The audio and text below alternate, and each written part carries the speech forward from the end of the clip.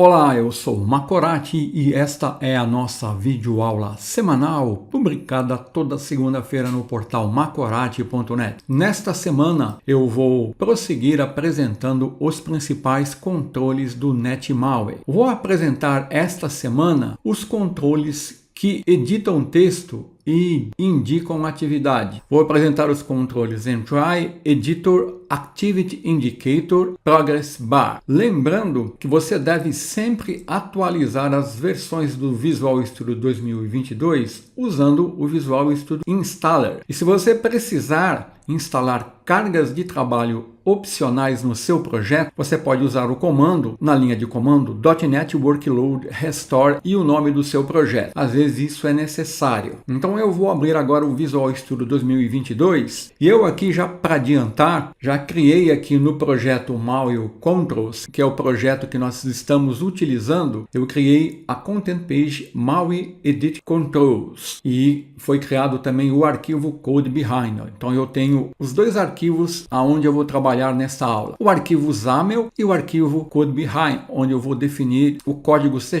dos eventos dos controles. E aqui no arquivo appxaml.cs eu já defini a minha página Maui Edit Controls como sendo a página principal. Então eu já deixei tudo preparado, porque isso eu tenho feito toda semana, né? Então voltando aqui para o arquivo XAML, eu vou fechar aqui o app.xaml.cs, nós vamos trabalhar com o Code Behind e com o arquivo XAML. Então aqui no arquivo XAML eu tenho o Vertical Stack Layout, que é o layout que eu vou usar. Já ajustei a propriedade title aqui do arquivo XAML e eu vou iniciar. Então, como eu faço sempre, eu vou recolher aqui o Visual Studio e vou carregar o emulador aqui, que já está em execução, mas que está vazio, né?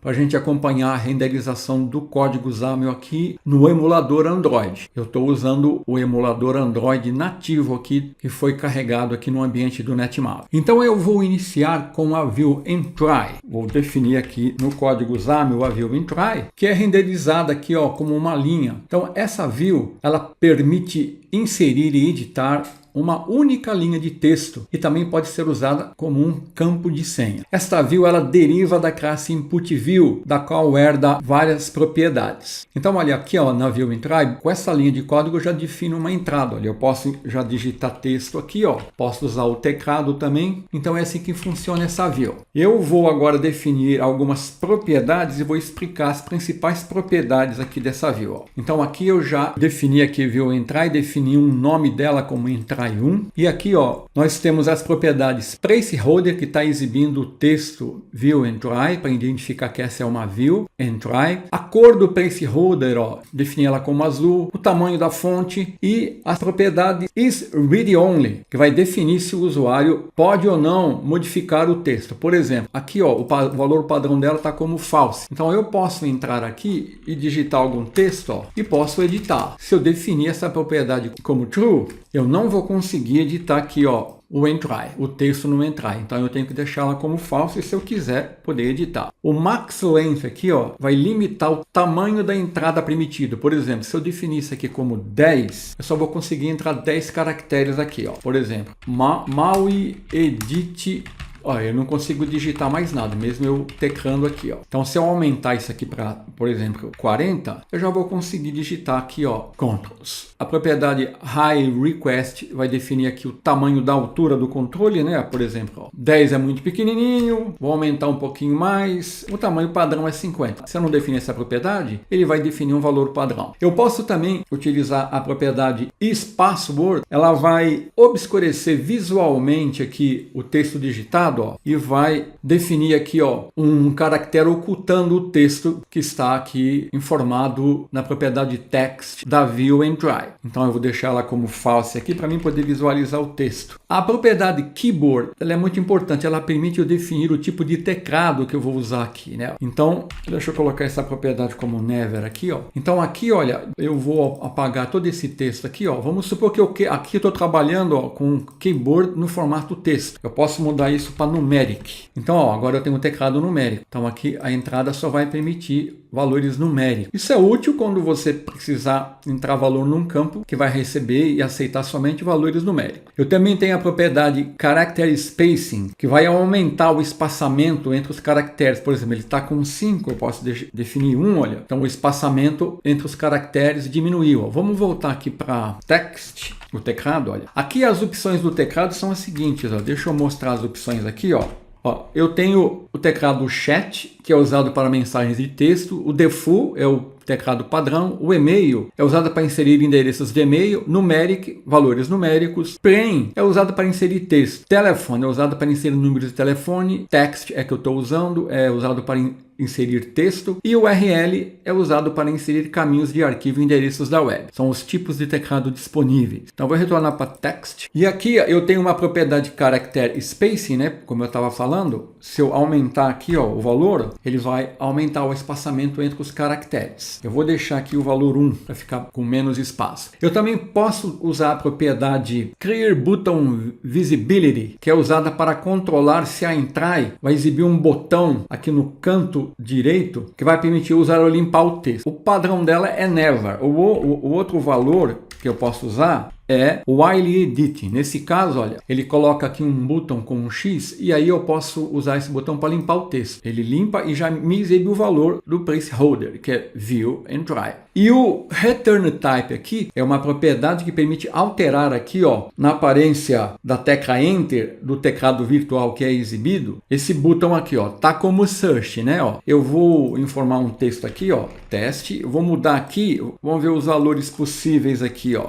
Os valores possíveis são Default, vai usar o padrão da plataforma. Done indica uma tecla de retorno concluído. Go, tecla de retorno Go, Ir. Next, Search e Send. Vou usar aqui, ó, Done. A hora que eu limpar aqui, ó, lá, ó, o valor aqui do botão é alterado, ó, com um check aqui. Se eu usar aqui, ó, o Default, vou entrar um texto aqui, vou limpar. Default é esse mesmo. Vamos colocar um outro, um Send, ao Send. Então essa propriedade permite eu alterar aqui, ó, o ícone desse botão, dessa tecla Enter. Aqui existem outras propriedades, umas comuns às views e outras da View and Try. Mas essas são as principais. Agora, além dessas propriedades, essa view ela define dois eventos. O evento Text Change, que é disparado quando o texto que você digitar aqui é alterado, e o evento Completed, que é gerado quando o usuário termina a entrada do texto aqui, ó, e pressiona a tecla Enter, aqui no teclado ou tab no teclado do Windows. Então eu vou definir aqui esses dois eventos, olha, eu vou definir primeiro o Text Changed e vou criar aqui, ó, um New Event Handler. Ele criou aqui um evento com o nome mTry, que é o nome do controle, underline text change. E também vou definir o completed e vou criar o evento. Pronto. Então aqui no code behind, ó, ele criou os dois eventos, onde eu vou definir o código C#. Esse evento text change, ele tem dois objetos. O text change event args, representado aqui pela letra E, ele permite eu acessar as propriedades New Text Value e Old Text Value. O New Text Value seria o novo valor do texto e o Old Text Value seria o valor anterior do texto. E ele também tem a propriedade test. Então, por exemplo, eu posso, usando aqui o E, obter o Old Text Value e o New Text Value e a propriedade text do controle Entry. E eu vou exibir isso usando um display alert aqui, ó, só para a gente verificar como que funciona. Então aqui, ó, deixa eu colocar isso aqui para baixo. Então aqui eu tenho que usar o async, né? Porque eu estou usando o await aqui, ó. Então aqui eu estou usando aqui, ó, do evento, usando aqui o objeto e obtendo, ó, o valor anterior, o novo valor e o texto que foi entrado. Então com isso eu vou conseguir exibir, conforme eu estiver digitando, os valores armazenados aqui nesses objetos. Aqui no evento completed, eu também posso obter o texto que foi informado pelo usuário quando ele teclar enter. Aí eu vou usar também um display alert e vou exibir isso. Então aqui eu tenho que definir um async também. Então, ó, eu defini o código C#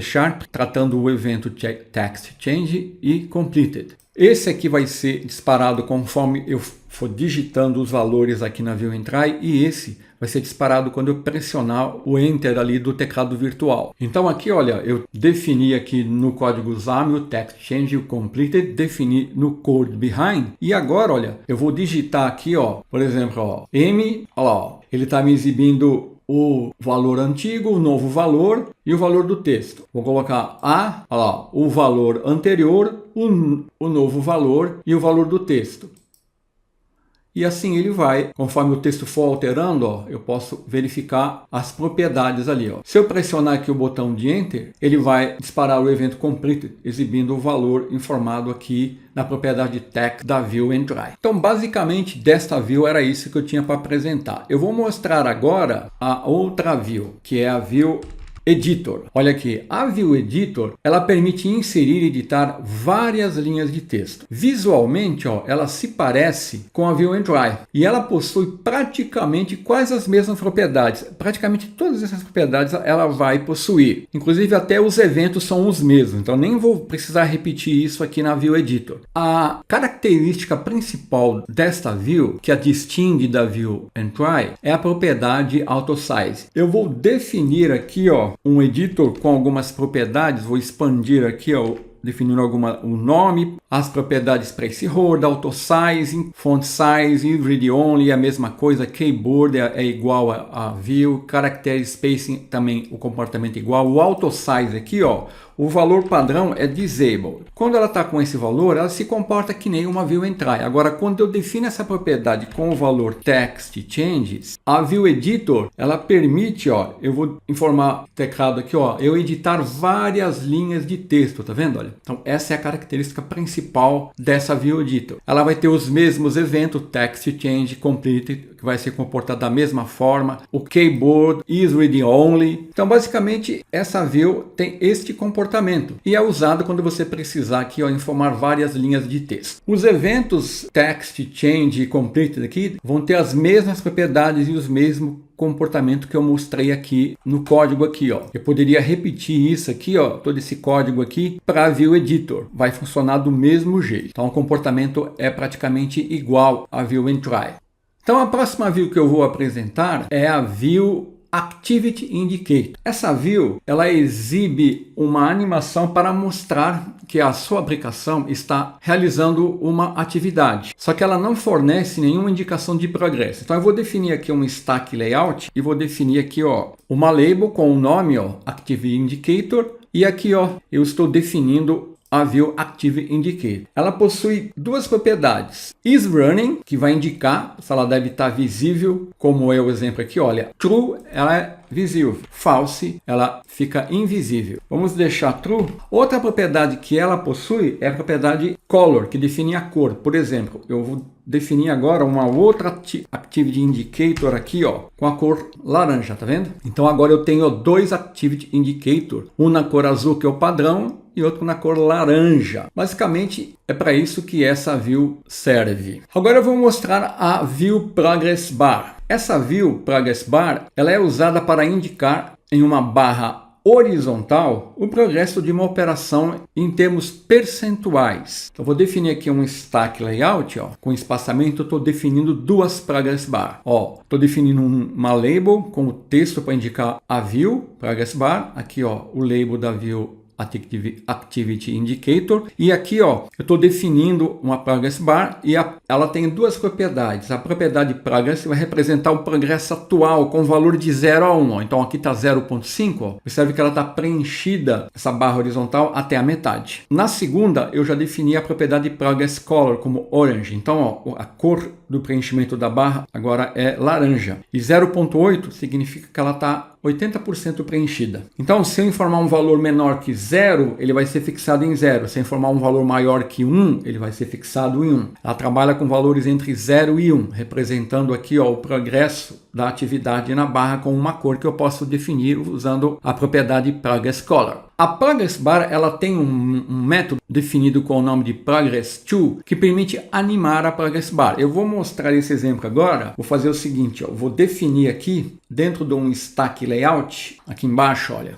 bem na base. Deixa eu comentar esses dois Activity Indicator aqui, ó, e o Progress Bar. Vou comentar esse código aqui, ó. Então, ó, eu tenho aqui, ó, um stack layout, tem uma label, ó, progresso do projeto, tem uma progress bar aqui, ó, com a cor vermelha, progresso está 0.25, e eu tenho um button, progredir até 90, com uma cor de fundo gray e uma fonte tamanho médio. Então eu vou definir o evento click desse button Então vou definir um novo evento para esse button e aqui no code behind, ó, eu vou usar esse método. Ó, ele criou o evento aqui, vou usar esse método da progress bar, progress to. Então aqui eu estou usando um recurso de animação, usando a enumeração easing, que é uma coleção de valores que descreve o comportamento da transição que eu vou aplicar aqui. Então aqui eu vou fazer uma transição, eu estou informando o valor até onde eu quero ir. Aqui eu estou definindo aqui um tempo em milissegundos e aqui é a transição que eu vou usar. Eu vou usar aqui uma transição linear, ou seja, a animação vai ocorrer com a mesma velocidade desde o início até o fim. Então aqui no código XAML eu defini aqui, ó, vamos definir um valor menor aqui, 0.10. Quando eu clicar nesse botão aqui, eu vou aplicar a animação e ele vai até o valor 0.90, olha lá. Ó. Então, isso é feito usando esse método aqui, ó, e usando a enumeração easing. Eu posso alterar aqui definindo os valores aqui, ó. Mas o linear se aplica melhor a progress bar. Então, é assim que funciona a View Progress Bar. Então agora eu vou mostrar um exemplo usando o Activity Indicator e a View and Try. Eu vou comentar todo esse código aqui, ó. Para mim, eu vou usar aqui esse layout aqui, ó, para criar esse exemplo. Eu vou comentar esse código, vou comentar também todo o código que eu usei aqui nos controles. Pronto, então agora o que eu vou fazer? Eu vou usar um exemplo que vai mostrar aqui uma página de login onde eu vou usar as views Label, Entry, Button e Activity Indicator. E eu vou simular que quando o usuário clicar no botão Login, eu vou ativar o Activity Indicator. Então, ó, eu vou definir aqui, ó, um Stack Layout e aqui dentro eu vou definir Activity Indicator. Então, eu estou fazendo a vinculação dela usando a propriedade binding com a propriedade isBusy da página. Essa propriedade isBusy, ela vai marcar a página como ocupada ou não. Isso fará com que o Activity Indicator vai mostrar o estado ocupado ou não. Então, inicialmente, eu vou definir esse valor como false. Então, ele não vai estar exibindo o Activity Indicator. Quando eu clicar no botão Login, eu vou definir essa propriedade como true. Ele vai exibir, simulando que o login está fazendo alguma operação. Então, ó, no topo eu estou definindo o Activity Indicator. Agora eu vou definir dentro de um Stack Layout uma label com, ó, o nome do usuário, depois um controle entry, ó, com keyboard text, aqui, ó, e uma label senha, uma view entry com isPassword true, ó. Então eu defini o keyboard como numérico aqui e como texto aqui em cima. Numérico, texto. Aqui é a view entry. Aqui são as duas labels. E agora eu vou definir na base aqui, dentro de um stack layout, um botão com o nome btn login, com texto login, com uma cor de fundo negro. Então, olha, aqui eu tenho empilhado o meu Activity Indicator aqui em cima, a label, o entry, a label, o outro entry e o button. Então, agora eu vou no Code Behind, vou definir aqui, ó, a vinculação. Observe que aqui, ó, eu estou usando Binding isBusy. Eu estou vinculando essa propriedade com essa propriedade isBusy, que é uma propriedade da página que eu estou utilizando. Então, aqui no Code Behind, eu vou ter que definir o seguinte código, olha. Aqui, ó, quando eu inicializar, eu vou ter que definir o Binding Context. Então, nessa linha de código que eu defini aqui, ó, this Binding Context igual a this, eu estou definindo o contexto de vinculação de dados, o Binding Context, do objeto atual para ele mesmo, this. Então, esse contexto de vinculação é uma propriedade que permite que os objetos sejam vinculados a uma fonte de dados. No caso aqui, eu estou vinculando a propriedade busy. Aí eu vou definir que essa propriedade, ó, o valor inicial dela vai ser false. Ó. E aqui, ó, eu vou definir o evento clique do botão de login. Eu posso fazer isso lá no código XAML, mas posso fazer isso aqui também. Ó. Então, eu vou mostrar como que eu faço isso. Eu dou btn login, ó, cricket, mais igual btn cricket. Vou dar um tab, ó. Tá vendo? Ó? Então ele já criou aqui, ó, btn login cricket, mas não implementou o código. Então essa seria uma outra forma de eu criar aqui um método vinculado a um evento. E agora neste método btn login cricket, que vai ser acionado quando o usuário clicar aqui no botão login, olha, eu vou colocar o código aonde eu vou ativar o Activity Indicator, ó, definindo a propriedade isBusy igual a true. Com isso, ó, aqui vai ser true, então ele vai ficar visível. Aqui, ó, eu teria o código do login, né, que você iria acessar um banco de dados ou fazer qualquer outra coisa. E aqui só para a gente acompanhar a visualização, eu vou definir aqui, ó, uma pausa de 8 segundos. Vou dar um await task delay 8 segundos. Então aqui eu vou ter que usar um async, porque eu estou usando um await aqui no task delay de 8 milissegundos, que é igual a 8 segundos. E agora, quando ele clicar login e quando ele esperar os 8 segundos, eu vou redirecionar ele para uma outra página. Eu vou mandar ele para essa página aqui, ó, main page, que é a página inicial do NetMaui. Então eu vou definir esse código aqui, ó, definindo que a página atual agora, ó, é a minha main page. Então, ó, eu tive que comentar o código, né, relacionado ao código XAML que eu comentei, ó, porque eu tinha eventos aqui, né? Então eu tive que comentar o código dos eventos que eu havia definido, senão daria erro aqui. Então agora, olha, eu vou retornar aqui, ó. Eu tenho definido aqui o meu código XAML que define essa interface aqui, ó, e o Activity Indicator que não está visível. Então, quando eu informar aqui, ó, o nome do usuário, vou digitar aqui, ó, Macorat, e a senha, por exemplo, 1, 2, 3, 4, 5, 6, 7, 8, clicar aqui em OK. Quando eu clicar em login, olha, eu vou ativar o Activity Indicator, ele vai ser exibido aqui por 8 segundos, ó. Olha lá, ó. E aí eu vou ser direcionado para a página main page, ó. Estou simulando aqui uma operação, olha lá, fui para a main page. Então esse seria um exemplo básico de utilização dos controles Entry, Activity Indicator em conjunto. Então era isto essa semana, até a semana que vem, se Deus quiser.